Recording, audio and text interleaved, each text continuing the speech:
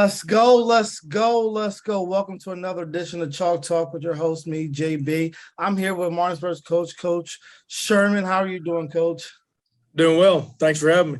Hey, now, thanks for being here. We know that this week you're going into an old school rivalry. It may not be as much of a rivalry as it's been, but we know that Jefferson High is getting back on track, getting better. What's it like, playing the familiar foe, Jefferson, as you have over so many years? Well, I mean, Jefferson to me is probably the biggest local rivalry because I've been here since '04. So when you guys were there and when you were playing and '05 and '07's the last local teams that Jefferson's the last local team that beat us in your year there in '05 and then in '07. And so, to me, it is probably the biggest local rivalry. And, they always have a lot of athletes and they're tough. Yeah, you mentioned that it's been a while, like since '07, since you guys have lost somebody in the area. What is it like each week going into the game, preparing your kids, to have that success that you've had for so many years? I mean, you look back just this year, Marshall beat Notre Dame. So people slip up and beat people every year. So what is the message to your kids every week to be prepared to continue the tradition? Well, I mean, the good thing is that our kids know kids from other schools and they don't want to get beat by those kids regardless of how many years we beat them or any of that stuff.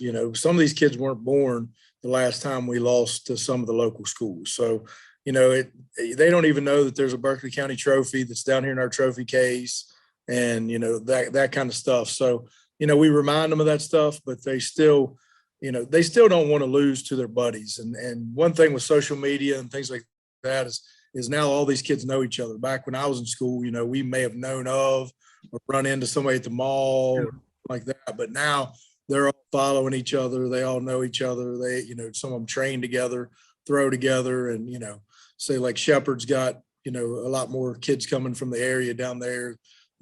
Ezra will go throw with some of those guys from Jefferson. And so they know each other a little bit more. So they don't want to lose to the kids that are their buddies anymore at anything, let alone football. Yeah, going into this week, what does Jefferson bring to you that could be I'd say just a matchup problem on the offensive side of the ball that you may have seen but may have not seen throughout the year so far? Well, I mean, athletically, they're probably top 2 or 3 teams that we're going to play, and definitely probably the top team so far in West Virginia that we played athletically. And speed and just their receiving core is really good, and also their secondary because those are the same kids. So that's impressed me a lot with them just watching them this week. I've really been wanting to ask this question because just being known a little bit about football, people say if you have 2 quarterbacks, you don't have any. But you guys have seemed to make it work 2 years in a row. What type of dynamic does it bring to your offense to be able to switch it up with 2 quarterbacks and still be successful every week? Yeah, I mean, we have 2 really good ones. So I think sometimes when people have 2 quarterbacks that are fighting for a position, they have 2 that, maybe they don't want either one of them to be starters. So that's kind of where that's from. But we have two all-state quarterbacks, and both of them are great kids, great players, and they're great teammates, and they root for each other. We've tried to get the best 11 offensive players on the field, so we move Murphy around a little bit, and but Ezra's an all-state quarterback, and he's a surgeon when it comes to our passing game, and has great leadership skills. So, we have to have both those guys in the game as much as we possibly can. And, we talked at the beginning of the year, wish we could play with 2 or 3 footballs because of the talent that we have, but you just can't do that. And you go into a game like last week where we don't have very many offensive plays. It's hard to get it spread around. Yeah. And let's just transition to the defensive side of the ball because we know, defense wins championships, and Martinsburg is traditionally known to win championships. So just going into the week, who's a key guy? Maybe they give me 2 that can be, somebody to watch for on the defensive side of the ball for you guys.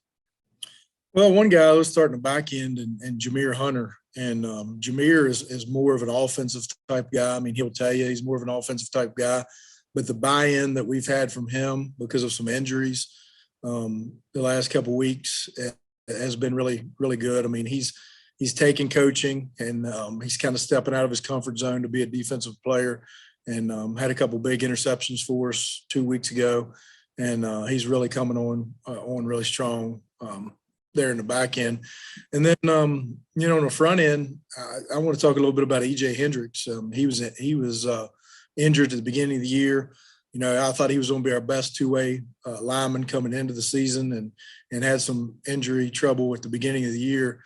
But, now he's come in, and the rest of those guys are doing a great job up front too. But, he's come in last game and kind of gave us a spark to really stop Spring Mill's offense. Well, guys, I want to wish you the best of luck going into this week, and a healthy exit for both teams involved. Because before you leave, I really want you to talk a little bit about something, because when you think of Martinsburg football, you think about championship, you think about athletes, you think about winning. But I personally know that you have something called character, Ed. And I just want you for just 1 second just to talk a little bit about your character, Ed, and what you guys do as a staff to create men leaving Martinsburg High School. So to know that it's just not about football, but it's also about building young men.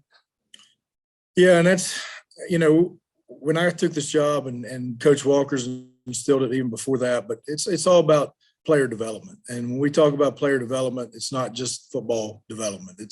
It's personal development, academic development, spiritual development, and just try to make them the best men they can possibly be. Tuesdays we have a devotional that's completely voluntary. It's a Christian devotional now. Matt Miller is leading it. I know you've led it in the past, and we've had a great group of guys that have led that. When we don't have those guys, Coach Roach or myself or Coach Jenkins can lead that as well. And then we do like a little competition Wednesday, a little team building exercise on Wednesday. And then on Thursday before we eat team dinner, which, I think that's a big team building thing for us as well, that we're fortunate enough to have team dinner, and Cracker Barrel sponsored our team dinners this year. And it's been really great because we haven't had to beg, borrow, and steal people to get our team dinners in.